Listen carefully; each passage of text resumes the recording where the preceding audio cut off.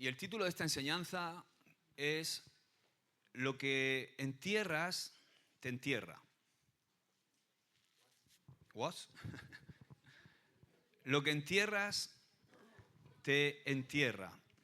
Ese es el título, si estás tomando notas, de la enseñanza de hoy. Enseguida vamos a ir a Josué capítulo 8. A veces hay cosas que enterramos en lo más profundo de nuestro corazón y son esas cosas que están ahí enterradas en lo profundo de nuestro corazón las que nos pueden llevar al fracaso más estrepitoso, incluso nos pueden llevar a morir al propósito que Dios tiene para nuestra vida, a dejarnos en una parálisis o en un cristianismo sin vida, un cristianismo, como yo digo, de etiqueta. En muchas ocasiones son cosas que consideramos pequeñas, pero las pequeñas cosas pueden arruinar nuestra vida. Aquello que incluso consideramos pequeño, esas cosas que parecen pequeñas, que parecen insignificantes, que incluso subestimamos, pueden destruir nuestro futuro, pueden destruir nuestro propósito. Lo que creemos pequeño puede costarnos quizá demasiado. Esas nimiedades que pensamos que son cosas pequeñas pueden ser demasiado caras en nuestra vida. Por ejemplo, hay cosas pequeñas, y esto es una de las cosas que esta mañana estaba meditando. Hay cosas pequeñas que nos pueden costar perder la voz de Dios. Y eso es terrible para mí. O sea, perder la voz de Dios puede ser lo más terrorífico a lo que yo me pueda enfrentar. Os lo comparto con todo el corazón abierto. No sé si a ti te parece terrorífico perder la voz de Dios, pero para mí es terrorífico. Es muy importante que como hijos de Dios seamos capaces de escuchar la voz de Dios por encima de nuestra propia voz. ¿Para qué? Para poder tener una dirección correcta en nuestra vida, en las decisiones de peso en nuestra vida, o quizás en los momentos críticos, o los momentos difíciles, los momentos donde estamos pasando por dificultades, momentos que nos prueban nuestro corazón. Necesitamos escuchar la voz de Dios. Y hay un texto que a mí me gusta mucho. Yo soy mucho de cuando leo la Biblia me imagino una escena, ¿no? Supongo que a ti también te pasará. Isaías 30, verso 20 y 21, dice lo siguiente, dice: aunque el Señor te dé adversidad como alimento y sufrimiento como bebida, Él seguirá contigo para enseñarte. Verás a tu maestro con tus propios ojos, tus propios oídos lo oirán. Detrás de ti una voz dirá: este es el camino por el que debes ir, ya sea a la derecha o a la izquierda. ¿Qué imagino yo con este texto? Imagino quizá personas que están pasando por dificultades, como ahí dice, ¿no? Y me imagino, Aarón, imagino a Dios de esta manera. Yo soy su hijo y estoy intentando atravesar por los momentos de dificultad, por llevar a cabo mi vida. Y lo bonito es que yo me imagino a Dios detrás de mí, ¿no? Como agarrando mi mano y diciéndome, por aquí, dímelo. Por ahí, allá. Eso es lo que yo imagino cuando leo este texto. Imagino un Dios que no me deja, un Dios que está detrás de mí, diciéndole a mi oído, detrás de mí: este es el camino, Josué, por donde debes ir, sea a la derecha o sea a la izquierda. Pero cuidado, porque hay cosas pequeñas en nuestra vida que pueden impedir que escuchemos esa voz. Y eso es lo que quiero que veamos hoy. ¿Qué voz es la que, sería la pregunta, qué voz es la que nosotros necesitamos escuchar? Por supuesto, todos tenemos una voz interna propia que nos guía. Todos tenemos un creo que, o tenemos una opinión sobre algo, o yo siento que, o esta es mi opinión.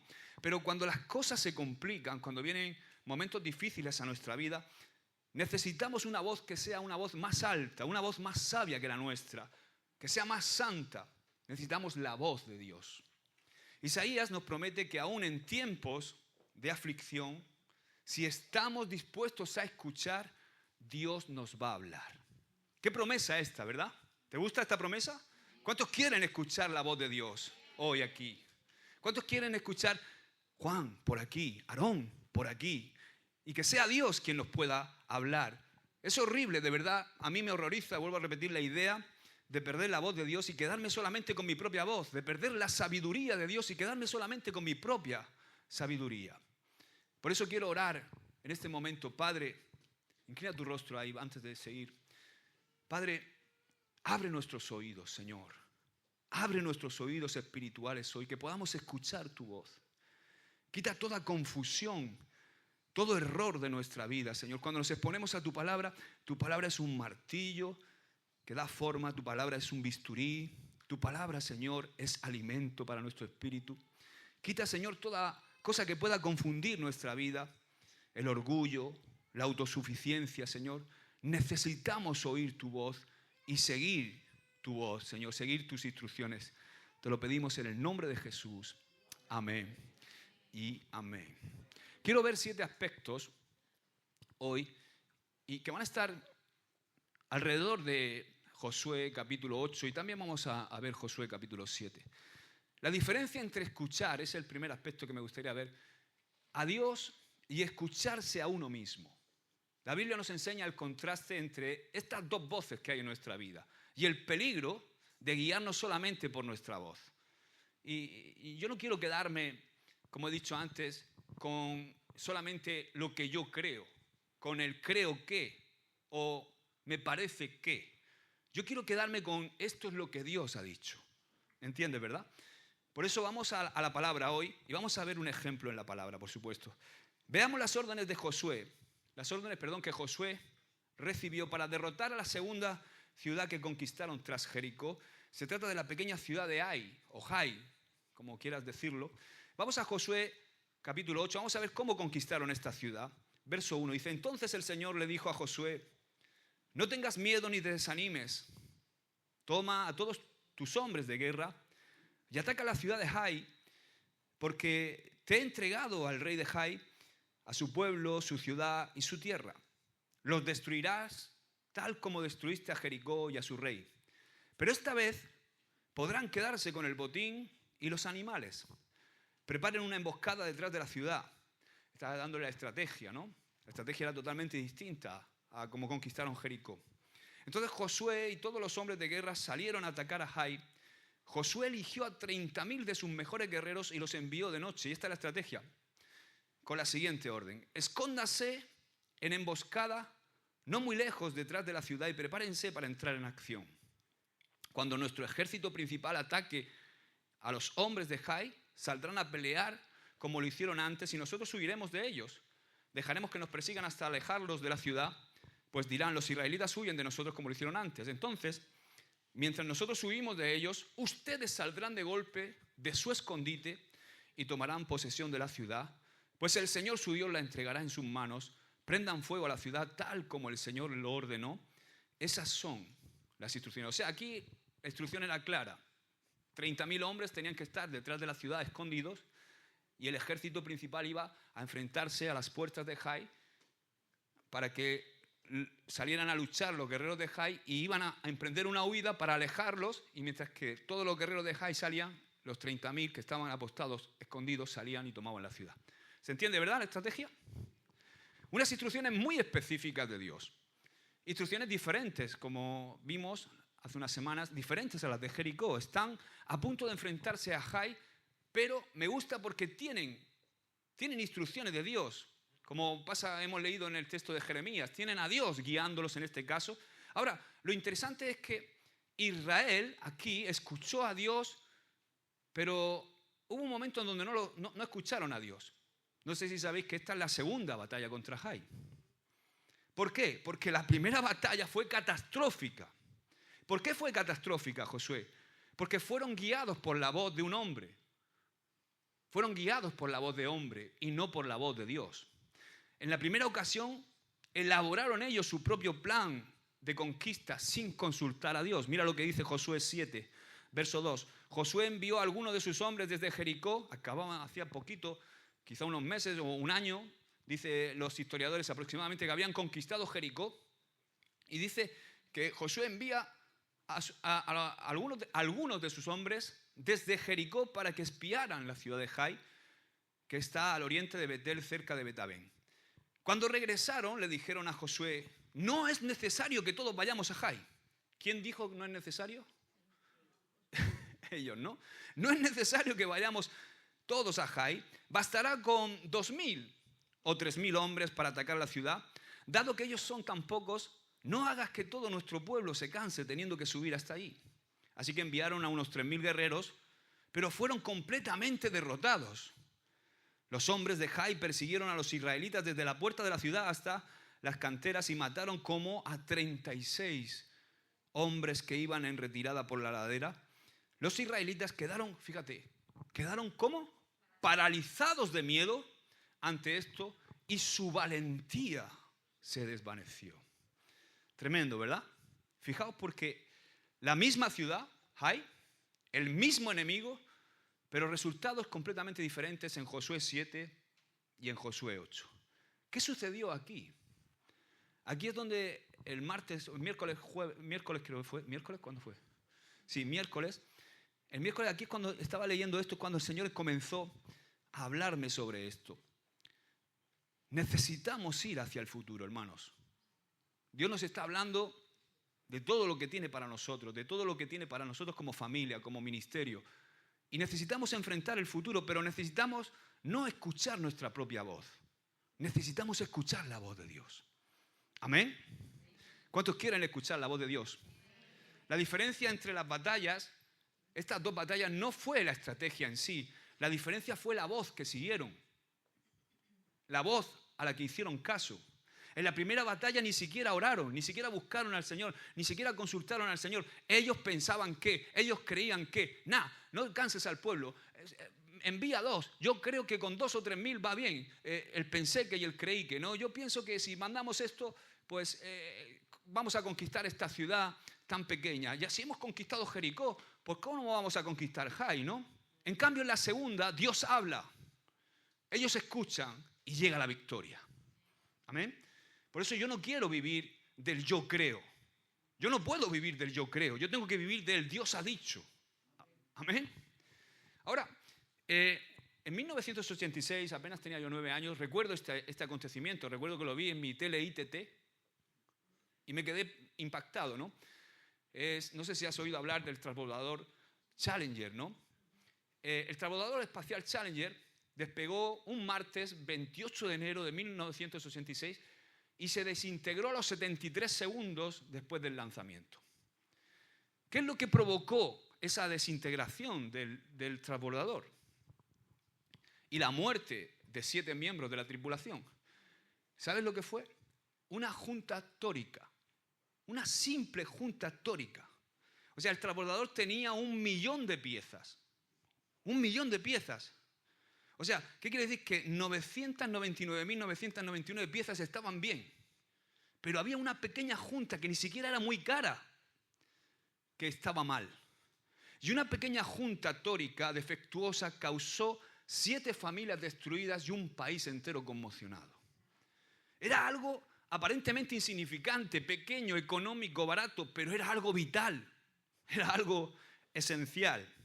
¿Qué quiero decir con toda esta historia? Esta historia que hemos leído aquí en Josué, en esta historia de Josué hay una pequeña junta tórica también, defectuosa. Había una junta defectuosa en el campamento. Se trataba de un hombre. Solamente un hombre fue la causa de este desastre. 36 vidas se perdieron en la primera batalla de Jai por un hombre. Es la historia de Jericó, de Jai y de Acán. El hombre era Acán. Entonces yo quiero que veamos el segundo aspecto hoy que vamos a ver, y es que una pequeña cosa puede arruinarlo todo. Y aquí tenemos el ejemplo de Acán. Mira lo que dice Josué 7:1. Dice, sin embargo, Israel desobedeció las instrucciones sobre lo que debía ser apartado para el Señor. Dios le dio unas instrucciones muy claras en la primera conquista en Jericó. Y hubo un hombre que desobedeció las instrucciones que Dios dio en la conquista de Jericó.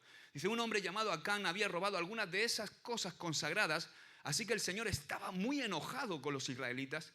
Acán era hijo de Carmi, un descendiente de Zimri, hijo de Zera, de la tribu de Judá. ¡Wow! O sea, necesitamos conocer esta historia. Porque nuestro futuro es muy importante. Lo que Dios tiene que hacer con nosotros, con tu vida, lo que tiene que hacer con nosotros como ministerio es muy importante, con vosotros también los jóvenes. Y tenéis que saber qué papel juega esta historia. ¿Qué pasó aquí? ¿Por qué pasó lo que pasó? ¿Y qué debería haber pasado? La pequeña junta que falló, como he dicho, fue Acán. Había pecado en el campamento. Y ahí es donde estaba el verdadero problema. Había pecado en el campamento. Todo empezó en Jericó, cuando Acán tomó cosas que Dios había prohibido que se tomaran. Las tomó, las codició, las tomó y las escondió y las enterró. ¿Qué hizo? Las enterró. Recuerda que el título de este mensaje es Lo que entierras, te entierra. A veces perdemos batallas porque seguimos llevando cosas en nuestra vida de batallas anteriores, cosas de batallas pasadas que Dios no quiere que llevemos ya en el presente. Y eso nos impide vencer las batallas que tenemos por delante. Cosas que arrastramos de batallas pasadas pueden ser un estorbo para que tú puedas conquistar las batallas que tienes por delante.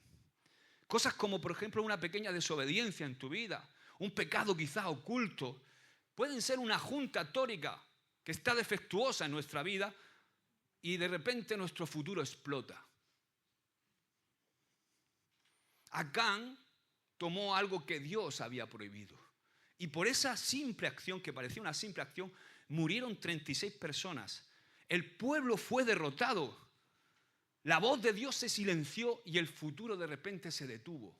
El propósito de Dios se detuvo. A veces perdemos batallas hoy porque llevamos cosas de ayer que Dios ya no quiere que llevemos. Cosas que quiere Dios que soltemos. ¿Qué cosas son esas? ¿Qué cosas son esas que tenemos? Hay cosas que pueden ser nuestro botín oculto, esas cosas que tenemos enterradas, que arrastramos del pasado y que tenemos enterradas en lo más profundo de nuestro corazón.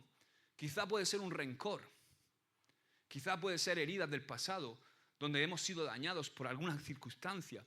Quizá puede ser una relación sentimental que sabes que no agrada a Dios. Quizá puede ser una adicción no confesada. Puede ser orgullo, puede ser soberbia o desobediencia persistente, constante a la palabra de Dios, que tú lo tomas como una nimiedad. Bueno, no pasa nada. O una rebelión que ni siquiera sabes que tienes. Ira. Todas esas cosas. Hay cosas que pueden ser nuestro botín oculto. Esas cosas que tenemos enterradas en lo más profundo de nuestro corazón. Y lo que hemos leído nos enseña que hay un peligro. No debemos subestimar el precio de nuestro pecado para poder ir a nuestras futuras batallas.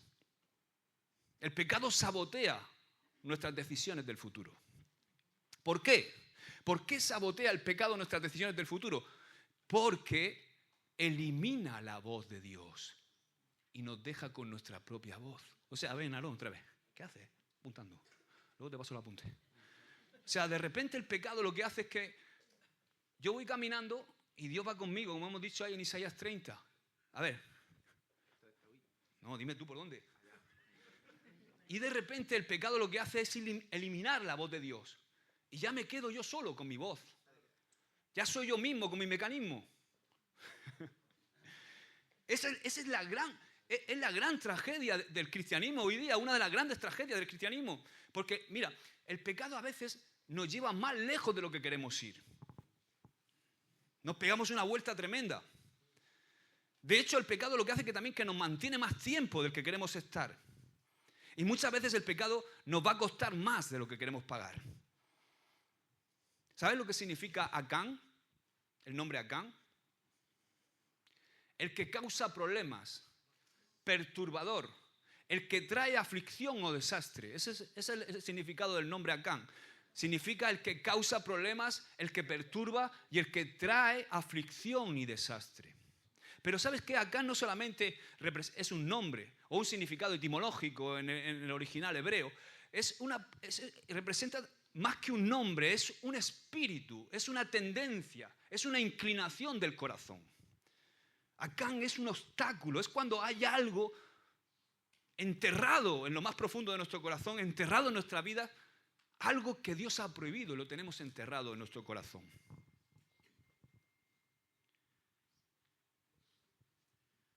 Yo le digo a todo el mundo que ponga el móvil en silencio, no lo pongo yo. ¿Entiendes, verdad, lo que estoy diciendo? A veces hay algo enterrado en nuestras vidas y es algo que Dios ha prohibido y está ahí enterrado y aparentemente aparentamos por fuera muy bien, pero eso está ahí. El tercer aspecto que quiero que veamos es que el pecado silencia la voz de Dios. Dice David en el Salmo 66, verso 18, dice: si no hubiera confesado el pecado de mi corazón, mi Señor no me habría escuchado.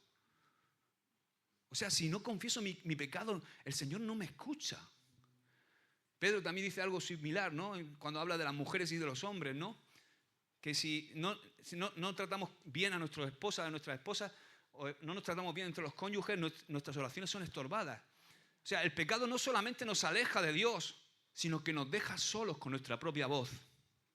Eso es terrible, hermanos. Es terrible vagar y caminar sin la voz de Dios, simplemente con mi propia opinión. Fíjate que aquí el problema no era el lingote de oro, ni era la plata, ni el manto babilónico. El problema era el corazón desobediente, lo que había oculto, lo que había enterrado en el corazón de Acán. Acán manifiesta un problema de corazón, un problema en el corazón. Ese espíritu, llámalo espíritu, tendencia, como tú quieras, motivación de Acán, es cuando intentamos avanzar hacia nuestro futuro, pero vamos con soberbia, vamos despreciando lo que Dios nos prohíbe llevar en ese viaje. Despreciamos la voz de Dios. El espíritu de Acán es intentar avanzar al futuro con cosas que Dios ha prohibido que llevemos a nuestro futuro. Entonces mi pregunta hoy es, ¿de qué Acanes nos tenemos que deshacer? Que meditemos en... Yo esta semana digo, Señor, ¿hay algún Acán del que yo me tenga que deshacer? ¿Qué cosas hay enterradas que tenemos que abandonar para poder acceder a lo que tú tienes para nosotros?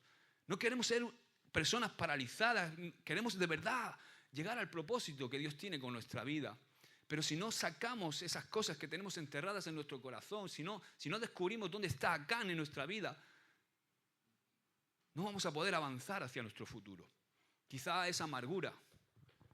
Es triste ver gente con raíces de amargura, o con celos, o con egocentrismo, o con un mal carácter que te persigue toda la vida, con la lujuria, o adicciones como la pornografía, o mentiras que quizás son pequeñas mentiras, o tener una doble vida, o la codicia, o el no perdonar, que te tiene ahí, o el negarte quizá a perdonar a alguien que te ha hecho daño. No podemos llevar todas esas cosas a nuestro futuro.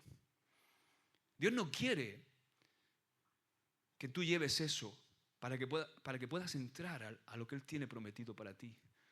Dios no quiere que tú vivas atado por todas esas cosas. Dios lo que quiere es llevarte hacia tu futuro. Pero tiene que lidiar con cosas que están enterradas, que están ocultas en nuestra vida antes de todo eso. Y yo le doy gracias a Dios. ¿Y tú? ¿Sabes por qué le doy gracias? Porque Él ve nuestro futuro tan importante que no nos va a permitir que avancemos sin quitar todo lo que estorba y que está en lo más profundo de nuestro corazón enterrado. Ahora, el cuarto aspecto que quiero que veamos es que no funciona querer la dirección de Dios y seguir con nuestro pecado. No funciona eso. Mucha gente quiere la voz de Dios. Mucha gente quiere escuchar a Dios. Mucha gente quiere la dirección de Dios. Mucha gente quiere la bendición de Dios. Pero no puede darse todo eso si seguimos arrastrando esas cosas enterradas. Esas cosas enterradas en nuestro corazón, esos pecados. Hay gente que quiere la dirección de Dios, pero sigue con cosas enterradas y no abandonan su vida de pecado. Y Dios no va a permitir que avances con pecado oculto porque tu futuro es demasiado importante, hay demasiado en juego. No sé si has visto, hay un programa ahí que, ¿cómo se llama? ¿Discovery Más? ¿Se llama ahora? ¿Sí? Hay un programa que se llama Control de Aduanas, no sé si lo habéis visto alguna vez. El otro día me quedé enganchado porque, wow, ¿cómo adiestran a los perros? A los perros de aduanas, ¿no? Para que puedan detectar el olor a droga, el olor a cualquier cosa, o incluso a alimentos, que no, sabéis que en los aeropuertos no pueden entrar alimentos, ¿no? Hay una mujer que el perro le detecta, venía la mujer de Alemania y estaba intentando entrar en Australia, porque el que vi yo es de Australia, ¿no? En Australia son tremendos, ahí no entran, vamos, no entra ni un alfiler. Y la mujer venía de Alemania y había comprado un montón de salchichas. Y dice que la mujer tendría 75, 80 años. Y iba con su hijo que tendría unos 40, 40 y pico. Y entonces el hombre, van pasando las maletas y una mujer normal, ya ves, una ancianita con su hijo. Y cuando van pasando por ahí, el perro hace así, empieza a rascar la maleta de la mujer. El hijo se queda así perplejo y dice, así como, y el policía se dirige al hijo y dice, no la conozco, no. Casi que no, no sabía que mi madre era una narcotraficante. eran las salchichas, ¿no? Enseguida se abren y sacan las salchichas y dice, esto no puede entrar al país. Y entonces la mujer se pone y dice, ¿pero me las puedo comer aquí? Y dice, sí, pues empezó a repartir, ¿no? Ahí, y se las comieron ahí. Pero la salchicha no podía entrar, ¿no? Entonces, luego salen cómo adiestran. Me llamó la atención cómo adiestran a esos perros. O sea, esos perros empiezan a darle, a que huelan. Duran aproximadamente entre 6 y 10 meses de adiestramiento. A que huelan y luego van escondiendo eso que huelen, lo van escondiendo sobre olores. O sea, le ponen ropa, le ponen cosas, le ponen perfume y el perro sigue detectándolo. O sea, ¿qué quiero decir? Que no sé si has visto esos perros, ¿no? ¿Lo has visto? Pues así como los perros detectores que detectan todas esas cosas en la aduana, el Espíritu Santo detecta todo lo oculto, aunque desde fuera parezcamos perfectos. El Espíritu Santo detecta todo, es un sabueso. Aunque tú vengas aquí impoluto, con toda tu cara de cristiano de los domingos y perfumado y con tu mejor camisa, el Espíritu Santo hace... y hace... ¿no? Hace la marca. Como hizo con el policía. Esa aparente perfección que muchas veces tenemos por fuera. Toda esa hipocresía que nos cubre muchas veces. Aquí, en el texto que hemos leído, fue descubierta. ¿Sabes cuándo se descubrió todo? Cuando comenzaron a clamar a Dios. Después de ser derrotados la primera vez en Jai, y después de comenzar a clamar, porque ahí, no te lo voy a leer, pero entonces cuando son derrotados en Jai, hay tal conmoción, dice que se quedaron paralizados, que su valentía se desvaneció. O sea, hubo tal conmoción, de decir, si acabamos de derrotar a Jericó, la ciudad más poderosa, ¿cómo puede ser que Jai nos haya vencido? Estaban conmocionados. Entonces, ¿qué hizo? Cilicio, ayuno, Josué empezó a clamar, todo el pueblo empezó a clamar, y después de clamar y de orar, ¿qué hizo Dios? Dios señaló el problema. Empezó a llamar a las tribus, dice, llama a las tribus que yo te indique, llama luego a la familia que yo te indique, y yo te voy a indicar dónde está el problema. Entonces dice Josué, después de todo eso, Josué 20-21 dice, ya cuando Acán se ve descubierto, dice, Acán respondió, es cierto, he pecado contra el Señor Dios de Israel. Entré en el botín y vi un hermoso manto de Babilonia, 200 monedas de plata y una barra de oro que pesaba más de medio kilo. Lo deseaba tanto, codicia, que lo tomé. Está todo enterrado bajo mi carpa. La plata la enterré aún más profundo que el resto de las cosas. ¿Y sabes cómo acabó Acán? No vamos a leerlo. Pero Acán acabó enterrado bajo un montón de piedras, porque fue lapidado junto con toda su familia. Lo que entierras, te entierra. Dice Josué 7:25. Luego Josué dijo a Acán, vamos a leerlo, ¿por qué nos has traído esta desgracia? Ahora el Señor te traerá desgracia a ti. Entonces todos los israelitas apedrearon a Acán y a su familia y quemaron los cuerpos. Apilaron un montón de piedras sobre Acán, las cuales siguen allí hasta el día de hoy. Por eso, desde entonces al lugar se le llama Valle de la Aflicción. Así el Señor dejó de estar enojado. Lo que entierras, te entierra. ¿Sabéis lo que es lo penoso de todo esto? Para mí, es que nadie supo del pecado de Acán hasta la derrota en Jai. O sea, que si llegan a vencer a Jai, el pecado sigue ahí. O sea, nadie supo del pecado de Acán hasta la derrota en Jai. Porque las batallas siempre sacan lo que hay dentro. ¿Sí o no? Yo tengo este botellín de agua aquí. Miguel, dame un golpe. ¿Verdad? Si no, no pasa nada. Pero si me da un golpe... O sea, la batalla, los golpes de la vida siempre sacan lo que hay dentro. ¿Sabéis lo que significaba Jai? La palabra Jai, el nombre de la ciudad, significaba montón de ruinas. O sea, el nombre de la ciudad era montón de ruinas. O sea, imagínate cómo era la ciudad, cómo veían los israelitas la ciudad. Veían un montón de ruinas. No canse a todo el pueblo, manda a 2 o 3 mil. Ahí representa lo que sucede muchas veces cuando el pueblo de Dios no camina en santidad. Incluso lo que parece débil nos vence. Pero cuando hay arrepentimiento, Dios transforma el fracaso en victoria. Amén. Gloria a Dios. Pero es curioso que no pensaron, o sea, no lo pensaron hasta que algo salió mal. Entonces es cuando recurrieron a clamar al Señor. Entonces es cuando recurrieron al Espíritu Santo. Entonces es cuando recurrieron al Señor. Empezaron a clamar. ¿No somos nosotros así también? ¿Te suena de algo? ¿Verdad que sí? El pecado de Acán no solamente le afectó a Acán, afectó a toda su familia. También afectó a Israel y 36 hombres que murieron en la primera batalla con Jai. Hay un costo, y ese es el quinto aspecto que quiero que veamos. Un costo quizá demasiado alto. Benjamin Franklin, uno de los padres de Estados Unidos, hay una historia muy bonita de él, y es que cuando él tenía 7 años, él era el hermano 15 de 17. 17 hermanos. Y él era el que hacía 15. Entonces vivía en una familia muy pobre, ¿no? Tenían muy pocos recursos.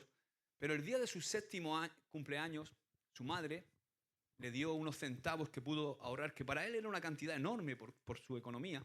Y la madre le dijo, mira, lleva cuidado en qué inviertes esto, Benjamin. Yo te doy para que tú te compres lo que tú quieras, pero lleva cuidado. Y entonces él salió con sus moneditas, dice que iba caminando y le gustaba escuchar el sonido, ¿no?, de las monedas en su bolsillo. Y de repente, al doblar la esquina, vio a un chico que llevaba un silbato ya viejo, usado. Y a él le llamó la atención el silbato. El otro chico tendría unos 12 años y le dijo, oye, me gusta tu silbato. Y el otro le dijo, ¿cuánto me das por el silbato? Y sacó y le dio todas las monedas por el silbato. Y llegó contento a su casa con el silbato. Y su madre, cuando vio, dice, y su hermano, ¿qué has comprado? ¿Pero cómo te has gastado todos los centavos en ese silbato? O sea, el pobre con sus 7 años había salido con todo su dinero y había invertido todo su dinero en un silbato y resulta que había pagado 4 veces más que valía el silbato. Le dijo su madre, te podías haber comprado 5 silbatos nuevos y te has traído uno viejo con lo que te he dado. ¿Sabéis cuál era la frase? Una de las frases que decía Benjamin Franklin, un gran político e inventor de los Estados Unidos. Salen los billetes, no sé si lo habéis visto, de los dólares. Él decía una frase cuando estaba muchas veces con algunos políticos que iban a hacer algunas cosas que no eran lícitas y todo eso. Él decía, ten cuidado de no pagar demasiado por ese silbato. Se le quedó grabado. Ten cuidado de no pagar demasiado por ese silbato. ¿Sabes? Acán pagó demasiado. Nosotros también lo hacemos en muchas ocasiones, pagamos demasiado. A menudo pagamos demasiado por algunas cosas que parecen buenas. Acán pagó demasiado por el silbato. No merecía la pena pagar todo lo que pagó. Por un poco de plata, unos lingotes de oro y un lingote de oro y un manto babilónico. Hay cosas en nuestra vida que quizá están ahí y nos están costando demasiado y no nos damos cuenta. Pero nos damos cuenta cuando viene la derrota. Entonces, cuando nos damos cuenta, cosas por las que quizá pagamos demasiado. Quizás tú eres un padre ya mayor o un padre, no sé, 30, 40, 50, 60 años. Y no te das cuenta del precio que puedes estar pagando por ver pornografía en tu casa. Tú dices, esto no es nada, son 2 minutos. Es una nimiedad, además soy yo solo. Pero estás destruyendo tu pureza, número 1. Y quizás estás destruyendo sin darte cuenta tu matrimonio, la relación con tu esposa. Y además estás abriendo una puerta enorme en tu casa porque tienes hijos. Quizá tú dices, bueno, esta pequeña adicción no es nada, pero estás perdiendo tu libertad porque eres esclavo de esa adicción. Quizás tú dices, no, bueno, me gusta. Incluso hay gente que se regodea y le gusta, es que me gusta sentir esta amargura. Hay gente que se acostumbra a un estilo de vida amargo y le gusta vivir en esa amargura y estás destruyendo tu paz, tu felicidad y la felicidad de los que te rodean. Quizá dices tú, es que yo soy así, no puedo cambiar, yo mi orgullo. Y eres orgulloso y lo que estás haciendo es alejar a Dios de ti y alejar a los tuyos de ti. Alejar a tu familia, alejar a los que más te quieren o a los que están alrededor tuyo. Quizá eres un padre o una madre que hay codicia y hay amor al dinero en tu corazón y dejas de lado lo verdaderamente importante por ese afán de ganar dinero y quizás abandonas tu familia o no le das el tiempo que tienes que darle a tus hijos o no le das el tiempo que tienes que darle a tu matrimonio. El pecado siempre te cobra más de lo que quisiste pagar. Siempre. Nuestro futuro y lo que Dios tiene con nosotros es mucho más grande que todas esas cosas. Y a veces están enterradas muy profundo. Estaba leyendo una historia de un escritor. Él es zoólogo y aparte cristiano. Y en un libro suyo hace referencia a una chica que encontró un mapache recién nacido, pequeñito. Y a ella le encantó el mapache. Entonces esta mujer, él que la vio con el mapache, se acercó y le dijo, lleva cuidado porque es un mapache. Y ella, ay, pero es tan bonito, yo lo voy a criar como una mascota en mi casa. Entonces él le advirtió, dice, lleva cuidado porque su naturaleza te va a atacar. Y ella, no, conmigo va a ser diferente. Conmigo va a ser diferente. A los 4 meses el mapache le atacó y ella tuvo que hacerse una cirugía estética en la cara. Sí, le arañó toda la cara. Recuerdo también pasó con la hija de Pastor Benjamín, con Débora, con Noemí, con el gatito pequeño, ¿verdad? Qué inofensivo el gato, pero el gato vio que se caía y cuando vio que se caía enganchó y le dejó una cicatriz de aquí hasta aquí. Increíble lo que le hizo con la uña, ¿eh? ¿Has visto la cicatriz que tiene? Y se le ha quedado para siempre esa cicatriz. O sea, es su naturaleza.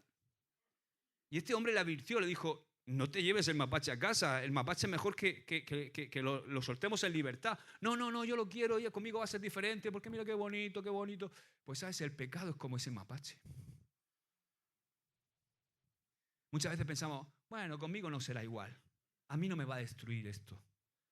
Pero el pecado es como ese mapache. Y tú piensas, no, conmigo no, hasta que contigo sí.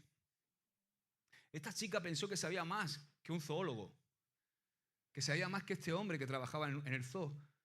Acán pensó que sabía más que Dios. A veces nosotros también parece que sabemos más que Dios, ¿verdad? Llevemos cuidado porque el pecado te hace subestimar el precio de tu desobediencia. Nadie supo de Acán. Es increíble porque nadie supo de Acán hasta que llegó un momento en que todo salió mal. Hasta que llegó la derrota, nadie supo de Acán. A veces no nos damos cuenta de lo oculto hasta que viene la derrota. ¿No te ha pasado? A mí me ha pasado un montón de veces. Wow, de repente se levanta una oposición en mi casa y se levanta algo y digo yo, ¿qué pasa aquí? Muchas veces lo digo así en voz alta con Ruth, digo, hay pecado en el campamento. Algo pasa. Pecado, a veces tenemos un concepto de pecado cuando pensamos que es pecado y nos rasgamos las vestiduras, pero pecado es cerrar el blanco, o sea, es no estar atinado, es no estar muchas veces en nuestra vida y tú dices, ¿qué pasa? Por ejemplo, yo no me puedo poner aquí delante vuestro a predicar si yo estoy mal con mi esposa. ¿Entendéis? Y a lo mejor tú dices, es una tontería. Y no nos vamos a divorciar, no. Pero yo no puedo estar aquí predicando si le he faltado el respeto a mi esposa. O si hay algo mal en mi corazón. Incluso a veces recuerdo un día que digo, no sé qué me pasó, que me dijo a las 2 de las 3 de la mañana. Se puso a decirme, porque llegaste tú o algo, y se puso a decirme algo y no, yo claro, a las 3 de la mañana os puedo asegurar que en el espíritu no estoy. No sé tú, pero estoy, vamos, yo es que me acuesto angelito, pero me levanto diablo, ¿no?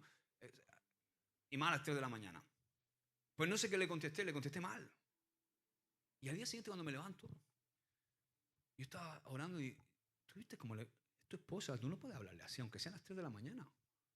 Como le dije, no, mira, no tengo ganas de hablar de eso, ahora me acuesto, o algo así le dije. Y entonces al día siguiente me acerco a ella, la veo en la cocina y me acerco, y la abrazo y le digo, cariño, perdóname. Y ella ya no se acordaba. ¿De qué está hablando? O sea, pero son cosas que no sé cómo explicarlo, ¿entiendes? A veces no son cosas graves ni grandes, son pequeñas cosas que luego te hacen caer en derrota. Y entonces cuando viene la derrota dices, ¿tú qué ha pasado? Y entonces hay veces que yo digo, ¿qué está pasando? Algo está pasando, Señor. Y entonces me meto en la presencia de Dios. Señor, muéstrame qué hay, en qué me estoy equivocando, qué estoy haciendo mal con mis hijos, qué estoy haciendo mal con mi esposa. Ayúdame, porque necesito escuchar tu voz detrás. No quiero mi propia voz. Hay momentos donde te quieres guiar por tu propia voz. Hay momentos que quizás en la crianza de un hijo lo cogerías y lo estrangularías, pero tienes que escuchar a Dios. No tu propia sabiduría, no tu propia voz. Y todos caemos en esto, ¿verdad? Pero entonces, ¿qué pasa cuando oramos? Que Dios nos puede mostrar dónde está el error. Cuidado porque a algunos se le puede hacer demasiado tarde, como le pasó a Acán. Para Acán fue demasiado tarde. Pero nosotros tenemos a alguien que fue enterrado por nuestros pecados y que resucitó al tercer día y que extiende su gracia y su misericordia para que nosotros podamos salir del error. Aleluya. Amén. Ahora, el sexto aspecto, estoy terminando, que quiero que veamos hoy, es que lo que parece insignificante a veces es un síntoma del corazón. A mí me gusta, siempre en mi relación con la gente, yo veo el corazón en los pequeños detalles, en las cosas insignificantes. Porque en las cosas grandes uno se empeña. Porque en las cosas grandes uno pone, uy, no me vayan a pillar en esto. Pero donde se ve el corazón son en las cosas pequeñas. Acán, yo creo que pensó que solamente era un... Imaginaos el botín de Jericó, que eran unas pocas monedas de plata, un manto babilónico y un lingote de oro en todo el tesoro. Era algo insignificante con todo lo que había ahí en esa ciudad. Y yo creo que Acán pensó, es solo un poco del botín. No es nada. Voy a esconderlo, esto no se va a enterar nadie. Pero ¿sabes qué? No se trataba de la basura que había en su tienda enterrada, se trataba de la basura que había en su corazón. Ese era el problema. Y muchas veces pensamos, es solo una salida con los amigos. Es solo una copa. Es solo un porrico. Es solo una visita rápida aquí a la página web esta, pornográfica. Es solo una mirada. Es solo una conversación de coqueteo con la compañera de trabajo o con el compañero de trabajo. Y pensamos que es solo. Es solo. Pero Dios ve el corazón. Me gusta algo que decía Charles Spurgeon. El pecado asesinó a Cristo. ¿Serás amigo del pecado? O sea, a veces no tenemos una dimensión de lo que es el pecado. El pecado mató a Jesús. Jesús murió por tus pecados. Él entregó su vida por tus pecados. ¿Cómo puedo ser yo amigo del pecado? No podemos subestimar estas cosas. A mí me gusta algo que cuando era adolescente, cuando era joven no me gustaba. No sé, mis hijos también me lo dicen a veces. Y es que cuando tú eres hijo de Dios y cuando tú ya le has aceptado en tu corazón y has nacido de nuevo, hay una cosa que se llama convicción de pecado, que otros no tienen. Yo estoy rodeado de mucha gente todos los días y comparto con chicos, con hombres, con amigos, con tal. Y tú te das cuenta que no tienen convicción de pecado. Pecan porque es su naturaleza. O sea, son pecadores profesionales, como yo digo. Yo también lo era. Pero al nacer de nuevo tengo algo dentro de mí que no me deja pecar a gusto. Se llama convicción. La convicción de pecado es el compromiso implacable de Dios a no permitirnos sentirnos cómodos en nuestro pecado porque nuestro futuro es muy importante. ¿Y cuántas veces yo recuerdo que en mis momentos más rebeldes de la vida, esta convicción ha salvado literalmente mi vida? ¿Por qué? Porque estaba rodeado de gente que adulterar era normal, que meterse una raya de coca era normal, que emborracharse era normal, pero había algo dentro de mí que no me dejaba. Era esa convicción. Porque esa convicción es el Espíritu Santo olfateando y trayéndote. Yo decía, ¿por qué todos pueden pecar a gusto y yo no? Pero ahora me doy cuenta que es una bendición.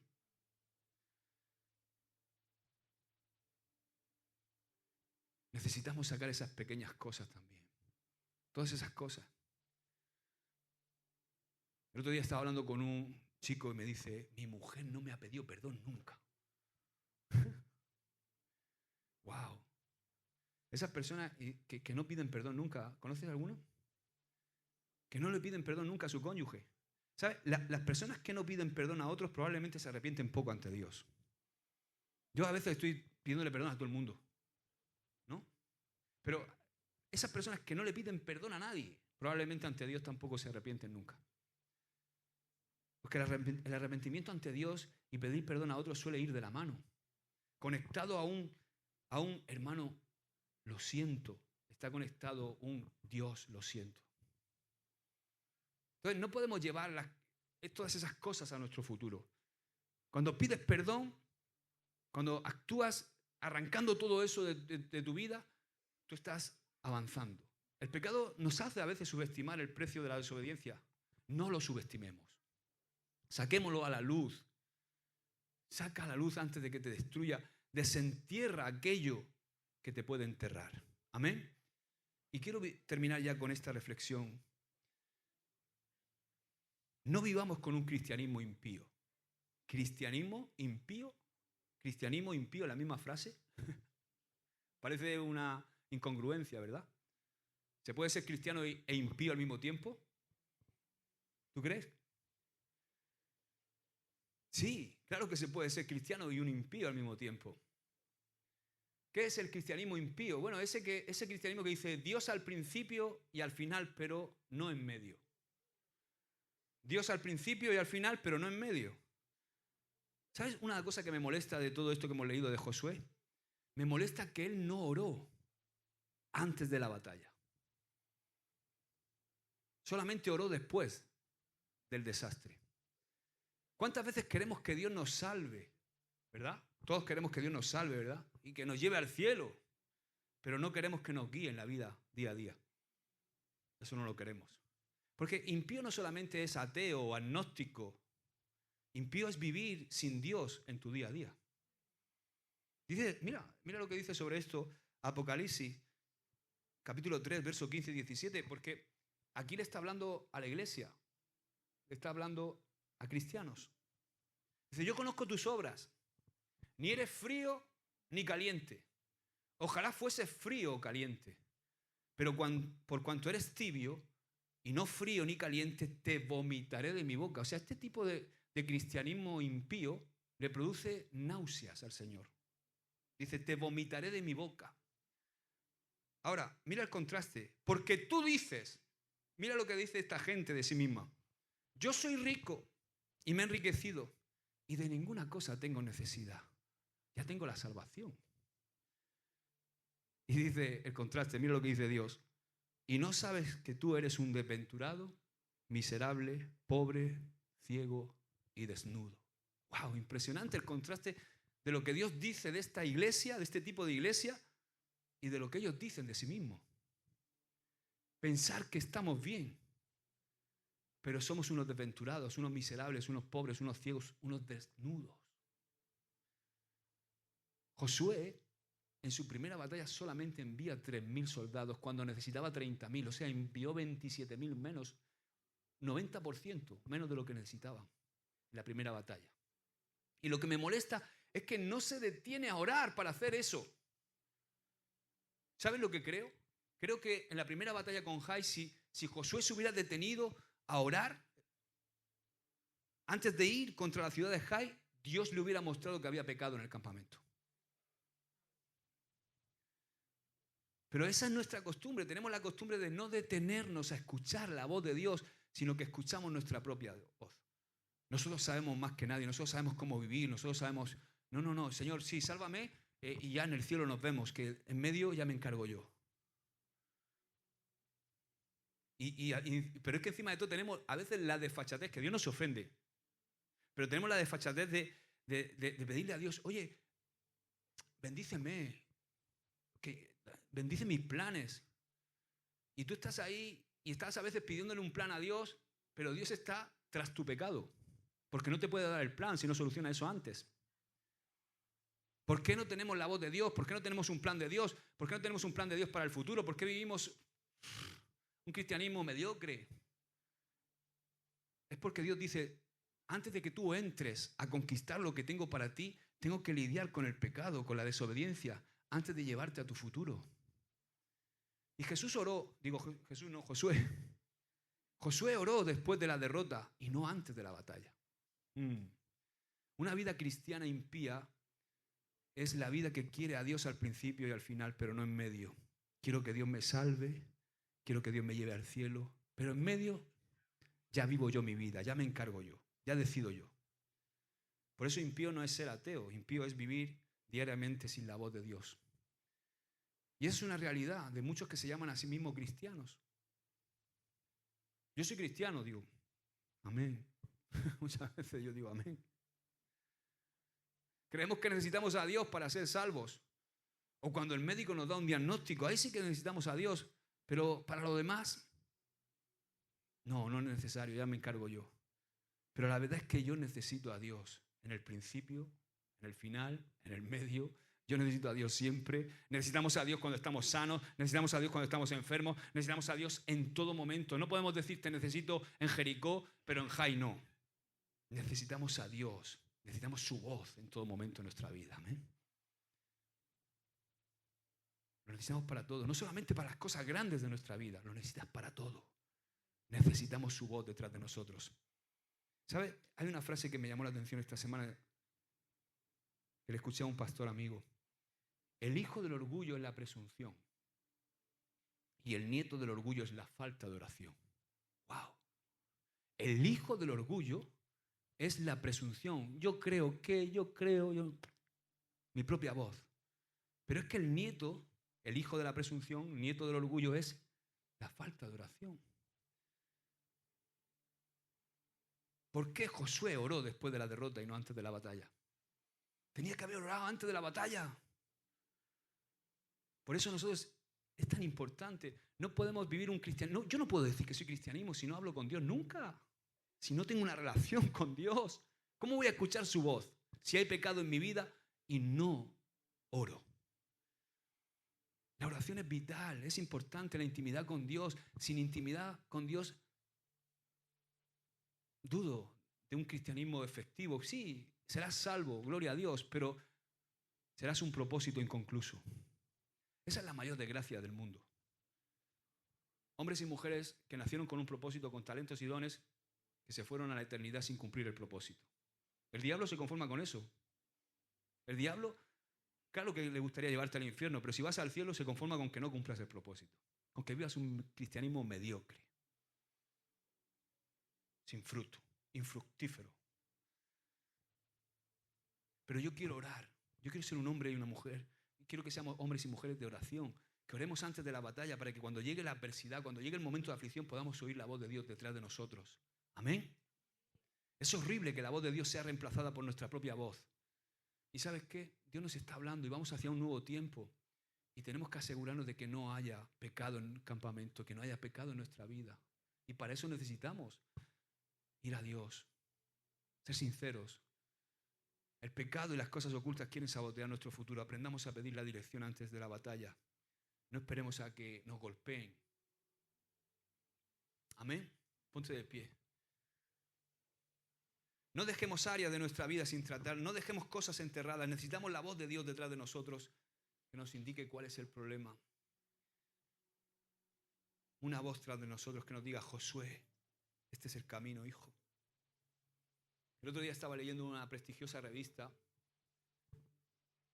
y esa revista había un artículo muy interesante de una universidad de Estados Unidos, creo que es Yale. Y el estudio es un estudio que han hecho sobre cómo tomar decisiones correctas. Han invertido un montón de millones para ver cómo puedes ayudar a la gente para que tome decisiones correctas, ¿no? Incluso han ideado una máquina que tú vas dándole y ella te va contestando y entonces ella te va diciendo cómo tomar las decisiones correctas, ¿no? Se podían haber ahorrado todo eso, lo digo en serio, porque es más simple.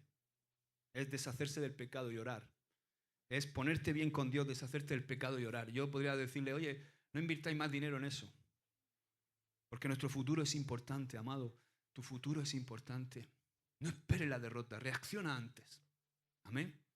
Yo te predico hoy esto porque quiero salvar tu futuro, porque amo lo que Dios quiere hacer con tu vida. Amén. Vamos a cantar, terminamos en adoración, en alabanza al Señor. Dios no puede darnos dirección si primero no trata con nuestra desobediencia. Así que yo creo que mientras cantamos pensemos, ¿no?, qué Acán necesita ser enfrentado hoy en nuestra vida. ¿Qué cosas pequeñas quizás estamos permitiendo que pueden sabotear nuestro futuro? ¿Qué cosas hay enterradas en nuestra tienda? Amén. Pídele a Dios que te muestre cualquier cosa pequeña, pero que puede ser destructiva para tu vida. Arrepiéntete y dile, Señor, quiero escuchar tu voz por encima de mi propia voz. Renueva tu corazón para no ser un cristiano impío. Dile, Señor, quiero recuperar la pasión, no quiero ser como hemos leído ahí en Apocalipsis 3, Señor, no quiero creer que soy cristiano y que estoy bien y que tú pienses lo contrario. No pierdas el futuro por una túnica babilónica, por unas monedas o por un silbato sin valor. No merece la pena, hermanos.